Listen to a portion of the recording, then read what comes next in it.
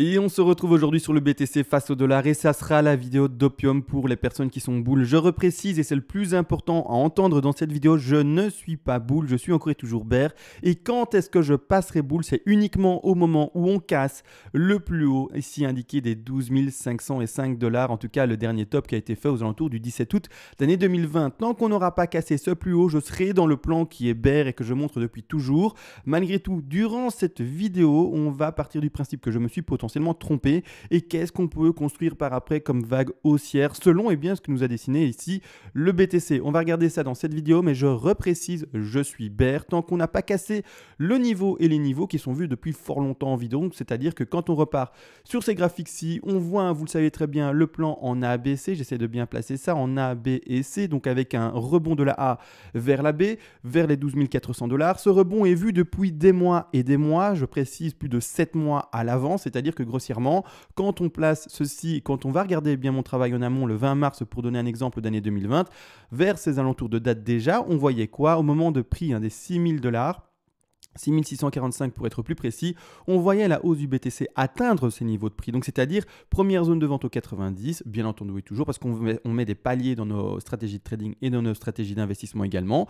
Et le dernier palier à atteindre haussier qu'on a atteint maintenant sont bel et bien les 123, 127, c'est-à-dire la zone des 12 100 à 12 400, presque 12 500 $. On y est, tout est parfait dans ce décompte et je ne le mets surtout pas de côté. C'est celui-là que je tiens et je serai encore et toujours dans ce décompte tant qu'on n'aura pas cassé, vous le savez, le précédent plus haut qui est indiqué ici aux alentours des, pour être plus précis, des 12 494, si c'est bien ça le top, en tout cas dans ces zones-là. Tant qu'on n'aura pas cassé ça, je serai dans ce plan et je verrai la continuité de la baisse. D'accord? Donc ici, attention, les toupies, on n'est pas des toupies, on ne change pas finalement pas d'avis, mais de décompte ou en tout cas de stratégie de trading, de stratégie d'investissement comme de chemise. Ça, c'est très important de comprendre. Les personnes qui, parce qu'elles voient un peu de bougie verte ou un peu de bougie rouge, toutes les semaines, elles disent A, puis elles disent B, ou elles disent pile et puis elles disent face. Enfin, non, il n'y a pas moyen d'être une toupie. Et quand on tient un plan, on le tient jusqu'au bout. D'accord? C'est-à-dire que grossièrement, on va partir du principe que peut-être, vous le savez, le décompte est entre guillemets faussé et qu'on devra se repositionner pour la future évolution du BTC, ou en tout cas le futur évolution du BTC. Dans ce cas-là, on va placer ceci dans un contexte haussier et c'est ce qu'on va faire durant cette vidéo. C'est-à-dire que durant cette vidéo, on va partir du principe comme dit que je me suis probablement trompé quelque part, d'accord, qu'on casse bel et bien les 12 000 presque 500 $ et qu'ensuite on continue à pumper. On va regarder ça dans cette vidéo. Malgré tout, vous le savez, avant de commencer l'analyse, on doit passer par la petite intro. Et bonjour à tous, aujourd'hui très heureux de vous retrouver sur cette vidéo qui va être assez particulière parce que je vais montrer un plan que je ne travaille pas, je suis encore et toujours bear, mais malgré tout je vais montrer ce qu'il pourrait se passer dans le cas où mon travail aurait été faussé et qu'en fait on serait déjà boule. Malgré tout, avant de commencer tout cela, je dois remercier, vous le savez, les personnes qui font des donations. En fait c'est bête et c'est très simple, mais quelqu'un qui partage son temps, qui prend du temps à enregistrer, à travailler les choses en amont, à également partager la pédagogie, également partager ses plans propres de trading et ses plans propres d'investissement, c'est quelqu'un qui continuera tant qu'il est récompensé. C'est comme ça que ça fonctionne, vous le savez très bien, on est dans un système économique où le temps c'est précieux et un temps partagé qui est récompensé, ça encourage, vous savez très bien, à continuer. Les personnes qui veulent récompenser du coup ce temps partagé avec vous et également tout simplement la pédagogie que j'essaye journalièrement de vous partager également, vous pouvez le faire, ça fonctionne par donation et également, vous le savez probablement, par palier de donation. Je reprécise, vers les premiers paliers de donation, je vous envoie en contrepartie, c'est-à-dire pour vous remercier à mon tour, toutes les règles d'Elliott en français. Je reprécise également, j'ai écrit un petit PDF en une trentaine de pages de manière concise pour que tout soit accessible facilement et rapidement. J'aurais pu faire semblant, faire 10 volumes avec 400 pages dans chaque volume pour faire, le scientifique ou des choses comme ça. Ce n'est pas le cas, on peut tout synthétiser de manière très simple avec toutes les règles écrites en très peu de pages si on peut s'exprimer comme suit. Donc voilà, tout a été dit, merci aux donateurs, etc. On part maintenant dans le vif du sujet. Je reprécise directement, je ne suis pas boule parce que je le sens à mille lieues. clairement, des gens dire, ben voilà, t'es passé boule. Ben non, non, non, pas du tout. Je suis Bear et je reprécise avant de commencer tout le développement, parce que c'est très important, parce que je le sens, hein, les petits cocos qui écoutent que 1 minute ou qui regardent juste la miniature de la vidéo. Ah, t'es passé boule maintenant. Non, non, non, non, je suis complètement Bear jusqu'à preuve du contraire. Donc il n'y a pas d'émotion, hein, vous comprenez bien, jusqu'à ce qu'on casse, eh bien, ce dernier sommet ici qui est indiqué aux alentours des 12 495 $, en tout cas ici sur Bitstamp. Tant qu'on n'a pas cassé ça, je suis sur le décompte et je le remontre. Hein. Vous savez, hein, je prends vraiment mes précautions, hein, mais je suis là-dedans. Hein, je suis boom crash, d'accord. Malgré tout, on va partir du principe, comme dit au début de vidéo, que bah, je me suis fourvoyé dans mon décompte et qu'on soit, ça se dit ou pas, qu'on serait déjà aussi. Donc dans ce cas-là, on partirait dans un décompte assez boule, je vous le cache pas, et je vais vous montrer pourquoi. Alors premièrement, on va partir du principe ici que bah voilà, hein, le plus bas a été connu là, et qu'il y a une erreur dans mon décompte, et qu'on n'attendait pas une Z, ou en tout cas que la Z aurait été terminée ici, mais je n'y crois pas. Hein, vous le savez très bien, je n'y crois pas. Et je vais exprimer également ça pas mal avec le PDF aujourd'hui. Je pense que je vais m'aider pour montrer les statistiques, les règles, etc. Parce que c'est assez intéressant également de voir comment est-ce qu'on privilégie tel ou tel scénario, et surtout également ne pas se faire du coup avoir par ses émotions. Donc j'aurais agrandi l'écran, on partirait dans ce principe-là. Premièrement, une, d'accord, un retracement de 2 microscopique. On va après rechercher un sommet de 3 beaucoup plus haut, un retracement de 4 et une 5 par après également plus haut. Faites attention aux prix, ils ne sont pas encore posés de manière calculée, réfléchie, rien du tout. Je les ai juste posés pour montrer qu'on allait dessiner ceci. Maintenant, une chose, c'est premièrement la 1 et le retracement de 2.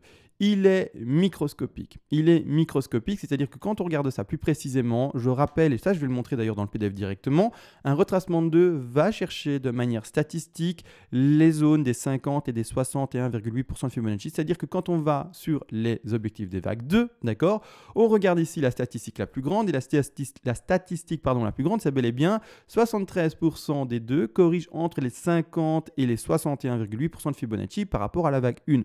Donc on a 73% des chances de terminer dans un retracement pour une vague 2 qui doit aller retrouver du coup les 50 et les 61,8% de Fibonacci. Qu'est-ce qui se passe actuellement? On n'a rien fait. On a été chercher les 23,6 un peu plus avec la profondeur de figure ici, comme vous le voyez, donc on n'a rien fait. Le bas de 2 en plus de là se termine plus tard, bien entendu également, étant donné que l'on voit ici, pas en weekly mais en daily, pardon, le plus bas qui est bel et bien fait, excusez-moi, beaucoup de choses à l'écran, mais qui est bel et bien fait ici, là, et non pas ici, d'accord? Donc ici, on se retrouve bel et bien sur un sommet de 1, un bas ici, la racine, pardon, et un bas de 2 qui se termine un peu plus tard en ABC, en flat. Tout simplement. Alors également une chose, c'est-à-dire que pour moi, là, statistiquement, comme montré dans le PDF, on se retrouve dans une 2, on l'a compris, qui se retrouverait seulement dans une statistique, et même pas, hein, seulement 12% des deux corrigent à 38%, c'est déjà très faible également, et donc ici, clairement, on est dans un cas de figure de 12%. Est-ce qu'encore une fois, statistiquement, on part dans ce cas de figure-là? Non, comme toujours, on va plutôt dans les statistiques les plus grandes, et donc on ne devrait pas privilégier le sommet d'une 2. Et également, comme ça, vous savez tout de tout, de tout. Pourquoi? Eh bien, j'ai du mal à croire en cette 2, mais on va quand même la construire et partir du principe que c'est une 2. Le retracement ici, hein, d'accord, que vous voyez ici, a été cherché parfaitement également les 123. Donc, rien à dire là-dessus, c'est également parfait. Donc ici, 123, 127, nickel. Donc également par rapport à la grande flat. Malgré tout, tout ça, hein, tout ce que je suis en train de montrer, favorise, en tout cas tout ce que je suis en train d'expliquer, favorise un plan Bear. Malgré tout, on va dire que boum, on est dans les 12%, boum, on tombe comme par hasard sur les 123, 127, la zone de vente, et comme par hasard, il y a une réaction baissière. Bref, tout ça, on va se dire, voilà, pas de chance, tu es dans les statistiques faibles en ce moment, et pas de chance, tu n'es pas dans les statistiques hautes. Dans ce principe-là, on va regarder tout simplement ceci comme, en plus de ça, une impulsive classique. Alors attention, il y en a qui vont me dire, mais pourquoi est-ce que tu n'es pas, par exemple, en leading diagonale ou des choses comme ça? Une leading diagonale, je vais la dessiner rapidement. C'est quelque chose qui ressemblerait du coup à ceci. Donc je vais essayer d'être un peu précis. Bon, raté là, bon. J'ai du mal, mais bon, pourquoi pas ici une 2, une 3, une 4, et puis après on terminerait en 5, et quelque chose qui ressemblerait à ceci. D'accord? J'essaye d'exprimer une leading diagonale de manière simple. Pourquoi est-ce que je ne suis pas là-dedans? Parce que pour ma part, il y a une énorme flat et une superbe jolie flat qui se retrouve ici. D'accord? Donc qui est cachée là en dessous. D'accord, alors je vais la mettre un peu plus en évidence ici. Il faut savoir qu'également, une flat, hein, ça je le reprécise, ne se retrouve pas dans les leadings et ne se retrouve pas non plus dans des endings. À partir du moment où j'ai une figure pareille, d'accord, j'ai une figure pareille dessinée sur mon écran, j'ai pas du tout envie de partir dans une leading ou dans une ending. Ah, mais non, si vous décomptez autre chose et que vous dites, mais moi j'ai pas cette flat, ok, d'accord, alors là, il n'y a pas de souci, c'est que vous avez un autre décompte, etc. Malgré tout, pour ma part, c'est une flat magnifique indiquée ici à l'écran. Et quand on a une flat, d'accord, on n'introduit pas, ou en tout cas, on n'introduit pas cela dans une leading ou une ending. Une leading et une ending, je reprécise, n'est faite que de zigzag, A, B, C en zigzag, et non pas en flat comme ici on a à l'écran. Donc pour ma part, je ne pars non plus et non pas dans ce décompte qui est potentiellement d'une leading diagonale. Donc je lui donnerai tout simplement une intensité haussière plus forte, d'accord, et tout simplement ça veut dire qu'on va pumper. Ce qui me gêne également dans... Alors je vais être très précis, hein, vous allez voir que finalement tout me rappelle à être bear, hein, mais après on va partir du principe qu'en fait on est bull, comme ça on voit ça également, parce que les bulls, je suis sûr, vous êtes en train de vous dire mais montre un truc bull, je sais pas, mais je vais le faire en tout cas aujourd'hui. Mais c'est-à-dire qu'en fait également, ce qui me gêne en daily, c'est que pour le moment, hein, attention, vous êtes au courant, j'ose espérer, en tout cas ceux qui font un peu d'études Elliott, c'est-à-dire que normalement on ne peut pas avec le RSI. Alors attention, le RSI, pourquoi d'ailleurs il n'est pas exprimé dans le PDF? Parce que parfois la règle n'est pas soutenu ou en tout cas n'est pas respecté. C'est-à-dire que c'est quelque chose auquel on ne peut pas se fier à 100% et c'est pour ça que je ne l'ai pas indiqué. De toute manière, vous avez mes vidéos au quotidien et je l'explique le RSI. Donc au final, c'est un contenu que vous n'avez peut-être pas en écrit parfaitement, mais vous l'avez de toute façon au quotidien en oral et l'oral et le PDF sont des choses complémentaires et donc c'est normal. En tout cas, j'amène également cela mais de manière orale et non pas écrite. C'est-à-dire qu'ici, clairement, le souci, c'est par rapport au récit. Donc, je le montre. On fait notre sommet 1 potentiel en daily. On fait une correction de 2 ici, potentiel 1 également en daily. Ensuite, on fait un sommet du prochain 1 potentiel, hein, qui s'indique ici. Mais après le retracement, retourne en dessous de la racine ici du RSI, d'accord? Alors que là, pas. Mais c'est-à-dire que ce n'est déjà normalement pas possible, d'accord? C'est déjà normalement pas possible. La racine ne peut pas être retranspercée et surtout sous le RSI également. Vous allez me dire, mais du coup, il y a le weekly encore parce que parfois le daily, si la time frame est beaucoup trop petite, effectivement, le RSI doit se développer et doit pouvoir également descendre plus fortement. C'est-à-dire qu'il est vrai, en weekly, quand on passe en weekly, on joue pile poil. Alors je vais zoomer dessus, hein. Donc je parle bien ici de la sous-1 pour la 2, donc je parle bien, je vais l'exprimer. Excusez-moi pour les tout néophytes, c'est difficile, mais je parle bien de ceci, d'accord, 1, 2, 3, 4 et 5, hein, qui sera le sous-décompte de cette grande 3-là, d'accord?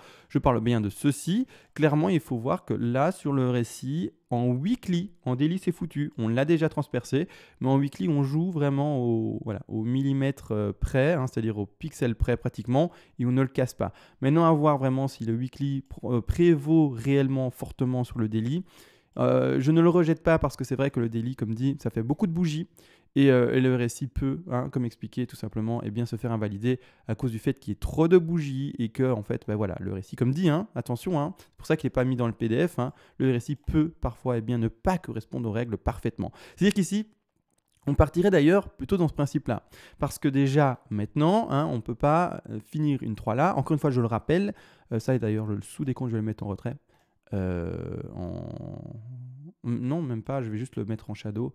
Comme suit, et je vais lui mettre un degré tout petit, minuscule, comme ça, c'est parfait. C'est-à-dire qu'en fait, là maintenant, je partirais. Si on est bull, attention, hein, vous avez vu, toutes les statistiques ne vont pas du tout dans ce sens-là. Mais si on est bull, d'accord, partirait dans le principe, on va chercher une 3, une 4 et une 5. Là maintenant, on va regarder tout ce qui s'est passé maintenant. Je vais premièrement partir sur ce scénario, hein, attention, qui est bull, avec l'objectif des 161,8% Fibonacci, qui sont les objectifs. Ah oui, il est bien placé, dis donc. Qui sont les objectifs faibles en plus de ça. Après, on va regarder l'objectif boule extrême. Mais attention, stratégie d'investissement, d'accord? Vous ne devez pas vous faire influencer parce que vous allez voir aujourd'hui. C'est-à-dire que si vous êtes en train de vous dire, oui, mais waouh, si demain il est à 18 000, si demain il est à 22 000, si demain il est à 25 000, j'aurais loupé le train. C'est que vous n'avez pas de stratégie d'investissement. Je rappelle rapidement, il y a différentes stratégies d'investissement. La première, la plus simple, et finalement celle que tout le monde, ou en tout cas tous les néophytes devraient avoir, c'est l'achat par palier de temps. C'est-à-dire que vous allez vous dire, j'ai un capital de, je donne un exemple, 10 000 euros, et je vais acheter toutes les 2 semaines un peu. Boum, boum, boum, boum, boum, boum. Je vais acheter tous les mois un peu. Boum, boum, boum, boum, boum. Et ça va vous permettre de lisser votre point d'achat. Donc, c'est-à-dire que depuis le temps, vous auriez acheté un peu de BTC et vous auriez encore du capital pour si jamais il y a un crash. Et s'il y a un pump, c'est pas grave. Vous allez encore une fois acheter par palier de temps et vous faire prendre par le pump. Et c'est pas grave. Ça, c'est une stratégie d'investissement. Deuxième stratégie d'investissement également, c'est l'achat par cassure de résistance oblique horizontale ou également par signaux boules, tels par exemple, je ne sais pas, des Golden Cross ou d'autres, je ne sais pas, oscillateurs que vous pouvez utiliser ou Ishimoku ou peu importe d'autres tout simplement indicateur possible. Et là, par palier, vous allez également acheter chaque fois qu'il y a un nouveau niveau qui valide un bull run, ou en tout cas une hausse significative si je peux utiliser un terme plus correct. Et ça également, c'est de l'achat par palier. Vous entendez bien, c'est pas achat compulsif. Là maintenant, on est à 11 008, j'achète à 100% avec mes 10 000 euros. Ça, ce n'est pas une stratégie, d'accord? Donc ici, encore une fois, très important à faire attention à cela. Ceux qui également achètent par retracement baissier, non, on ne va pas acheter les bougies vertes. On va encore et toujours acheter les bougies rouges. Et ça, il faut le comprendre. Si vous avez du mal à vous dire, mais s'il n'y a pas de bougies rouges, et il y en aura un, hein, je vous le dis, hein, des bougies rouges, il y en aura un. Ça, je vais le montrer pour ceux qui bon voilà, gros bull run, gros crash, gros bull run, gros crash, et également dans les bull runs précédents, bon, peu importe, dans les bull runs précédents, hein, depuis que ça a commencé, ça monte, ça crash, ça monte, ça crash. Et vous, ceux qui sont finalement dans l'achat par palier de correction baissière, vous allez acheter les prochaines bougies rouges. Et l'émotion, il n'y en a pas, d'accord? Donc ça, c'est très important de comprendre. Vous devez avoir, encore une fois et toujours, je reprécise, la stratégie d'investissement qui vous correspond. Si vous ne l'avez pas, si vous achetez à 100% à un moment au hasard, parce que vous dites, bah voilà, on est assez haut et ça va péter en haut parce que je FOMO, mes émotions me font bouillonner et donc j'ai envie d'acheter, bah, tant pis pour vous. Je vous le dis, tant pis pour vous, c'est que vous ne respectez pas, en tout cas, vous n'écoutez pas les préconisations, ça se dit ça? Je ne sais pas, oui, je pense, que je vous donne, d'accord? Les précautions, pardon, que je vous donne. Donc, attention à ça, encore une fois et toujours. Stratégie, si vous n'en avez pas, ce n'est pas de ma faute, hein, d'accord? Attention à ça. C'est-à-dire qu'ici, clairement, on va partir dans ce décompte-là. Le premier objectif de la 3, ce sont les 161,8, donc c'est-à-dire les 18 900 $, d'accord? Donc, c'est très haut, on est au conscient et on l'entend bien. Maintenant, encore une fois, n'oubliez pas, toutes les statistiques m'encouragent à pas du tout voir ce plan. Maintenant, si c'était ça, il y aura ce moment-là des tradings, ou en tout cas dans le plan de trading, pardon, eh bien des opportunités de long et non plus de short, parce qu'on aura cassé le scénario bear et on sera à ce moment-là pour moi bull, d'accord? Là maintenant, c'est le premier objectif. Comme toujours, on fait un retracement baissier de la 4, étant donné qu'on a fait une qui est faible. Rappelez-vous, je vous donne le petit tips, quand on fait une vers une 2, pardon, donc une vague 2 qui est faible, on doit retrouver normalement une vague 4 qui est forte. C'est-à-dire qu'on ne va pas privilégier une vague 4 qui va s'arrêter à 23,6 ou même 38,2. On va vraiment privilégier une 4 qui va aller corriger les 50% de Fibonacci. Donc une 4 qui va retourner aux 13 823 $. Par après, dernière extension de la 5, et puis après, encore une fois, vous le savez très bien, ceci va faire partie de vagues encore plus grandes, hein. D'accord, 1, 2, et puis après, boum, boum, boum. Et on continuera à monter avec ceci. Donc, je vais le mettre pour montrer le degré plus grand, comme suit. D'accord, je vais le mettre comme ça, en cette couleur-là, ça sera visible. D'accord, donc ici, un degré encore plus grand. Mais ça, on en parle dans cette vidéo, mais légèrement plus tard. D'accord, donc dans quelques minutes en fait. Donc ici, clairement, la dernière extension de 5, on va regarder ensemble comment ça se passe. Je prends mon petit Fibo, j'essaye avec le nombre de bougies, c'est jamais facile, mais c'est bon, j'ai réussi. Ceci. Hop, ainsi, hop, je vais au bas de ma 4 spéculer pour le moment et je vais regarder les objectifs de la 5. Donc ici, les premiers objectifs de revente pour ceux qui font soit du trade, qui sont en long, soit également les investisseurs qui veulent investir pour un court laps de temps, entre guillemets, et non pas sur 5 ans, 10 ans, 15 ans, mais qui investissent sur un ratio assez rapide de rentabilité, de retour sur investissement. Là, à ce moment-là, les premiers objectifs de vente, attention, d'accord ? Pour les investisseurs court terme. Je ne parle pas investisseurs entre guillemets très long terme. Vous, ça ne vous parle pas et vous ne vendez pas vos BTC, vous les gardez parce que vous croyez en la technologie, des choses comme ça, et vous voulez voir du BTC qui va continuer à évoluer pendant des années, des dizaines et des dizaines d'années, ce qui n'est pas un souci parce que c'est mon cas. Hein. Moi, je vous le dis, mes BTC, je vais les garder très longtemps. C'est-à-dire qu'ici, premier objectif de vente, et donc c'est-à-dire premier objectif de hausse à venir pour le BTC, ce sont les 20 097 $. Deuxième objectif, ici également, et vous avez vu, hein, si je passe boule, je passe vraiment boule, hein, je rigole pas, hein, c'est pas je suis un peu boule, je suis un peu bear, c'est je suis bear ou je suis boule, d'accord? C'est-à-dire deuxième objectif également sont les 23 925 $, et dernier objectif également sont ici, comme vous le voyez, les 30 149 $. En plus de cela, cette vague-là, hein, donc ceci, hein, l'évolution que l'on peut voir ici et se terminer dans un des objectifs ici, fera partie d'une sous-vague, ou en tout cas d'une vague de plus grande envergure, qui elle-même sera, eh bien vous le savez très bien, et là je l'ai dessiné et je l'ai effacé peut-être, mais en fait une vague plus grande. D'accord? Donc ici je vais retirer l'aimant pour avoir plus de facilité, mais qui fera partie d'une vague encore plus grande. Une, après une correction de 2, 3, 4 et 5. D'accord?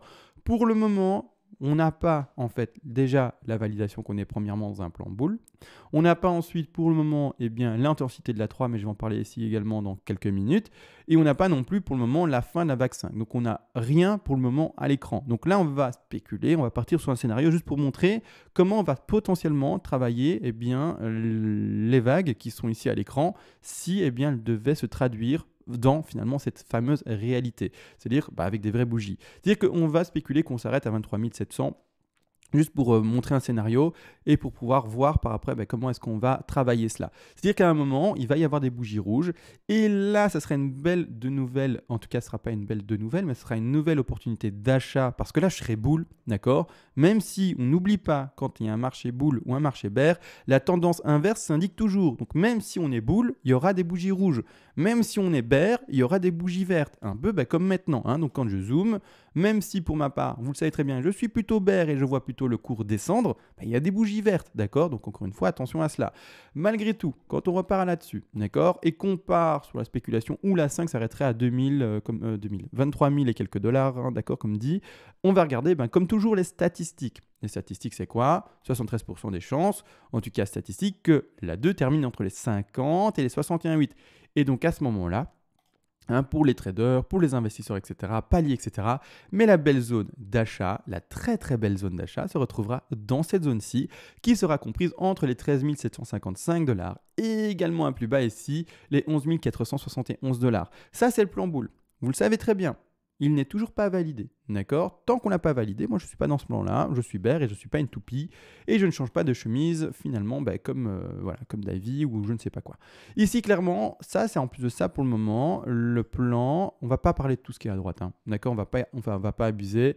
Ça va monter beaucoup plus haut. Ce travail-là, je l'ai déjà fait. Je vous le dis, un BTC à 120 000 pour moi n'est pas du tout impossible et je le vois même plutôt vers ces prix-là. Donc c'est pour ça que moi j'investis pour un très long terme parce que je vois même après ces 120 000, il y aura plusieurs cycles boules. Je vois un beau chiffre pour le BTC. Mais c'est-à-dire qu'ici, clairement, ce qu'on vient de faire en plus de ça, c'est un scénario qui est faible, d'accord? Parce que j'ai atteint et j'ai été chercher avec la 3 seulement entre guillemets les 161,8. Vous le savez également, ceux qui ont pour un peu d'études derrière eux sur l'Elliott, il y a les 161,8, les 261,8, les 423,6 comme objectif majeur pour la 3. C'est-à-dire que là, la 3, si elle le veut, peut aller beaucoup plus haut. D'accord? Donc attention, je vais le placer ainsi, je replace ceci. Je replace ça en bas de ma 2. C'est-à-dire qu'en fait, là, vous voyez, je le place au premier objectif des 161,8. Mais il peut aller aux 261,8 qui sont déjà les 25 000. Et il peut même aller aux 423,6 qui sont déjà les 35 000. Mais non, ça, c'est opium. C'est-à-dire que clairement, c'est fort, très haut, etc. Ça, c'est... Pourquoi pas, tant mieux, parce qu'alors j'ai déjà personnellement, et je pense que beaucoup d'entre nous, on l'a déjà également, du BTC de côté. Et alors là, jackpot direct, et ça c'est le rêve, bien entendu. Mais qui ne veut pas avoir un BTC à 35 000 d'ici peu de temps, ou des choses comme ça, ou en tout cas une hausse sans arrêt? Tout le monde l'espère, moi aussi. Mais maintenant, encore une fois, il faut être réaliste, et pas d'émotion et pas d'espoir. D'accord? L'espoir, c'est pour... C'est pour ceux qui ont des émotions justement en trading ou en investissement. Mais nous, ce n'est pas notre cas. Ici, ce qui est intéressant également de voir finalement, c'est que d'accord, là maintenant on devra s'arrêter sur le sous-décompte pour pouvoir déterminer cette 3 là, d'accord? Actuellement, on doit partir du principe que potentiellement, on se retrouve du coup dans ce sous-décompte-ci. Je vais mettre en jaune, comme ça on le voit également, et je vais les mettre en visible avec des lignes, bien entendu, et qu'on est potentiellement du coup dans ce décompte-là, d'accord? Dans le sous-décompte en jaune. C'est-à-dire que là maintenant, on va regarder le retracement qu'a fait la 2, d'accord? Tout simplement, je n'aime pas, vous l'avez vu, en daily, qu'est-ce qui se passe sur le RSI? On fait le sommet de 1, et puis on écrase tout, et on repasse sous la racine. Je n'aime pas. Maintenant, il y a le weekly qui peut encore défendre la chose, et alors pourquoi pas? Mais je vais quand même partir du principe du coup que le RSI ne répond pas à la règle et que, tout simplement, on devra revoir ceci à la hausse et non pas dans la correction comme je la vois pour mon plan bear. C'est-à-dire que la correction ici de la 2, qu'est-ce qu'elle a été cherchée, Donc ici, on parle bien des vagues en jaune. Elle a été cherchée au-delà des 61,8, donc également, elle casse un peu les statistiques parce qu'on regarde encore une fois un retracement de 2, un retracement de 2, au-delà seulement 15% des deux corrige, en tout cas au-delà, donc sous les 61,8. Donc ici, clairement, on se retrouve également bien dans des statistiques faibles. Donc voilà, encore une fois, rien m'invite à croire en un scénario bull, Mais ça, j'aurais assez rappelé. Maintenant, n'empêche, partons du principe que c'est pas grave, on est dans les statistiques des 12% pour ici, on est dans les statistiques des 15% pour ici, et peu importe, et c'est comme ça. À ce moment-là, on va partir comme suit. D'accord? Alors, attendez, je vais mieux le faire. Je vais mieux le faire un petit F11, réagrandir ceci comme suit, et partir simplement ainsi, remettre mon petit aimant, hop, et ainsi, on peut partir sur un travail plus correct et plus propre. C'est-à-dire que là, maintenant, l'objectif de la 3, on va partir toujours sur un travail minimum là, hein, d'accord? L'objectif de 3, 161,8, c'est-à-dire que la hausse ici pourrait les péter jusqu'aux alentours des 15 703 $. Par après, une correction, on a fait une 2 plutôt forte, donc on va chercher une 4 qui est plutôt faible, la même chose, hein, petit tips. Donc ici, on va plutôt voir une 4 qui va chercher ses 23,6, 38,2, on va s'arrêter à 23,6 étant donné qu'on a fait une 2 qui dépasse, vous le savez, les 61,8. Mais non, pas énormément non plus, mais n'empêche. Hein, donc on va vraiment répondre à la règle parfaite. C'est-à-dire qu'on va s'arrêter ici à une 4 qui redescendra sous les 14 319. Et enfin, la dernière projection ici, eh bien, de notre sous-5, hein, en jaune, pardon, qui va indiquer le sommet tout simplement de ceci. C'est-à-dire que les objectifs d'une sous-5, c'est la même chose. Ceux qui veulent jouer, eh bien, ce long-là, s'ils veulent faire ce long-là, vous mettrez un take profit partiel, tout simplement. Hein. Stratégie. Il n'y a pas de j'achète en un coup, je revends en un coup, et je mets pas de stratégie et de palier et tout ça. Tous ceux qui font ça, je suis désolé, mais il y a un peu de manque, entre guillemets, par rapport à votre méthodologie et votre rigueur en trading, en investissement. Mais c'est pas grave, ça s'apprend, et avec un peu de temps, vous comprendrez comment ça fonctionne réellement. C'est-à-dire que par après, notre objectif 1, ici pour la 5, sont les 17 977. Mais attention, je vais après corréler tout cela avec le sommet de 3. On a également le deuxième objectif des 20 250 et on a notre dernier objectif ici qui s'indique tout simplement au 23 879. Là, j'ai mis 3 repères assez simples, d'accord, assez simples. Ce qui m'intéresse en fait, c'est de voir ce sommet de 3 indiqué ici d'ailleurs. À mon avis, j'ai pas fait exprès. C'est bizarre ça. Qui va chercher, voilà, c'est un objectif pas fait exprès du tout, qui va chercher, alors l'objectif minimum, premièrement, ce sont ici. Hein. Donc ici, clairement, une 5 qui s'arrêterait là, donc c'est-à-dire aux alentours des prix des 17 948, j'ai un peu du mal à y croire, dans la configuration que j'ai montrée maintenant. D'accord? Donc maintenant, il faudra vraiment lire ce qu'il dessine si ça pète à la hausse. Mais voilà, un prix à seulement 18 000 pour un sommet ici de 5, sous 5 et donc de 3 degrés plus élevés pour la 3. Je n'y crois pas. Pour moi, on doit au moins atteindre ce prix ici des 18 900, donc on va arrondir à presque 19 000. Donc ici, non. Donc c'est vraiment un premier TP, mais pas un TP majeur pour ceux qui sont en langue. D'accord? Vraiment, on va plutôt chercher l'objectif des 20 000, 20 200 et voire même plus haut. Maintenant, comme dit, on va attendre et on va temporiser. Ça ne sert à rien d'aller trop vite dans le travail, dans la démonstration et également vos émotions. Je viens de faire maintenant un travail boule, très boule, hein, vous le voyez. Ça pète, ça monte. Je reprécise, je ne suis pas boule et je passerai dans ce plan boule uniquement, et je prends le temps et je parle doucement en le disant, uniquement quand on aura cassé et seulement quand on aura cassé le sommet des 12 486 $. Alors pourquoi du coup je fais ce travail? C'est pour montrer quelle perspective après on pourra avoir et pour pouvoir finalement ne pas avoir que des œillères et ne voir qu'une seule chose, d'accord? Savoir également comment est-ce qu'on va se repositionner par après. Parce qu'encore une fois, je rappelle, un trader est quelqu'un qui peut se repositionner. Un trader n'est pas quelqu'un qui a une fierté et qui dit avoir forcément raison et qui, du jour au lendemain, ne veut pas changer finalement de scénario et donc de façon de trader ou de choses comme ça. Celui qui réagit comme ça, qui en fait met juste sa fierté sur la table et qui dit mais non, ça va monter et je sais pas, j'ai une boule de cristal et peu importe, et qui si jamais ça ne monte pas et ça descend en fait a des remords, je sais pas des remords, mais se dit ma mince j'ai été nul ou des choses comme non, t'as pas été nul. Tu as essayé de trader ton affaire, tu as mal vu, et puis c'est tout. Et tu as ton risque management, tu as ton plan de trading et tu as ton plan d'investissement, et puis c'est tout. Donc attention à cela. On doit pouvoir analyser et on doit pouvoir voir des invalidations de scénarios. Et ça, c'est une maturité à avoir. Je sais que malheureusement, trop de monde qui se lance dans le trading se dit moi, je suis un trader de Wall Street. Moi, finalement, le film a été fait sur moi. Hein, vous savez très bien le loup de Wall Street. Je suis un champion. Et non, il n'y a pas de ça. Hein, d'accord, il n'y a pas de ça. Vous faites tout ce que vous pouvez pour essayer de voir au mieux le graphique, mais ça s'arrête là. Hein. On n'est pas avec des guerres d'ego ou des choses comme ça. Donc faites attention à cela également. D'accord? Pour ceux qui auraient de l'ego, en trading, c'est pas bon du tout, hein, c'est pas du bon du tout, et vous êtes du coup pas au bon endroit pour avoir de l'ego parce qu'il n'en faut pas, hein, c'est vraiment le pire, c'est émotionnel l'ego, d'accord? Est-ce qu'on a de l'émotion? Je viens de le répéter, je le dis dans toutes mes vidéos, non, il n'y a pas d'émotion et puis c'est tout. Quand on invalidera le scénario baissier, qui n'est toujours pas le cas, hein, d'accord? Donc quand on invalidera le scénario ici, on passera dans les vagues haussières et là je serai fortement boule et là ça sera fou parce que là vous m'aurez jamais entendu aussi boule, d'accord? Je vous le dis, quand je serai boule, mais là je ne suis pas boule, d'accord? J'ai rien pour moi qui m'annonce qu'on est boule. Je rappelle rapidement, hein, parce que c'est gros disclaimer, hein, mais gros, parce que pas mal de personnes vont croire que du coup je passe boule, que j'hésite. Non, j'hésite pas, il n'y a pas, j'ai mon plan et je tiens mon plan et point. Donc il n'y a pas d'hésitation, d'émotion, quoi que ce soit. Dire que je rappelle, on a atteint parfaitement les 123-127, hein, zone de vente, on a une flat parfaite, on a une ABC parfaite, tout est parfait, donc je reste bear, d'accord? Je reste bear jusqu'à preuve du contraire. Maintenant que ce travail a été fait pour les boules, comme ça vous avez un peu d'opium, si vous vous dites que ça va monter, ben voilà, vous voyez mes objectifs haussiers, ils sont très intéressants.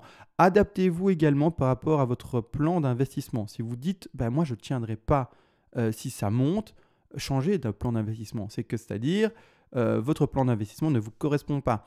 Ne vous mentez pas vous non plus à vous-même. Si en fait le plan d'investissement qui vous conviendra le mieux, c'est d'acheter un peu tous les mois, bah, prenez celui-là. Et ne vous dites pas, non mais moi, j'ai pas d'émotion, alors qu'en fait, vous le cachez, mais vous avez plein d'émotions en fait dans cette affaire-là, et que vous dites, non mais moi, je vais tenir, je vais attendre les bougies rouges, etc.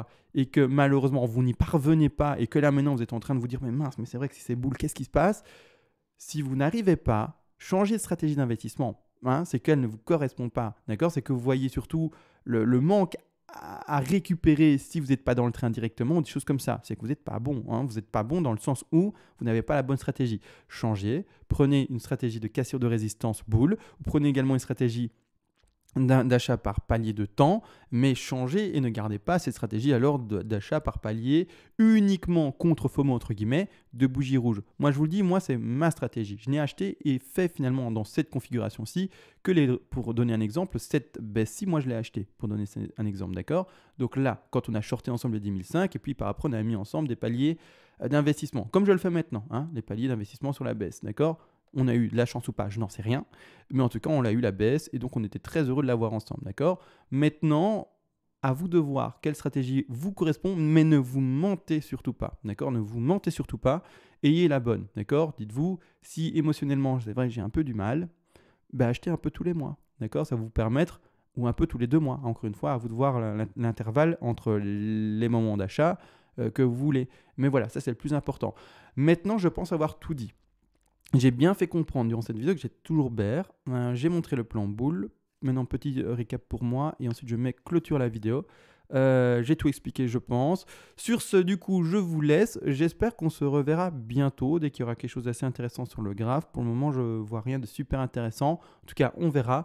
Sur ce, je vous laisse. Je vous souhaite du coup à tous une bonne journée comme j'ai enregistré en journée. Et ciao!